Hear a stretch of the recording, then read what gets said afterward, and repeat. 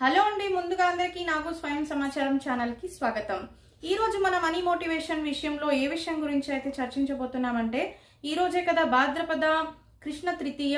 కాబట్టి ఈ రోజు కృష్ణుని మంచిగా ఆరాధిస్తే, అంటే కృష్ణుని తులసి దళాలతో పూజించి తనకు వెన్ననైతే నైవేద్యంగా పెట్టి ఈ రోజు పూజ గనక చేసినట్టయితే తన కృప మీపై అందరిపై ఉంటుంది. తద్వారా మీకు అంటే మీ కోరికలు ఏమై ఉంటాయో వాటిని దేవుని ముందర ఈ రోజు గనక పెట్టి మీరు కృష్ణునికి తులసి దళం కేవలం ఒక 2 తులసి దళాలను పెట్టి వెన్నని వీలైతే పెట్టచ్చు, లేదా పాలు కూడా ఏదో ఒకటి నైవేద్యంగా పెట్టి తనని మనస్ఫూర్తిగా వేడుకోవాలన్నమాట.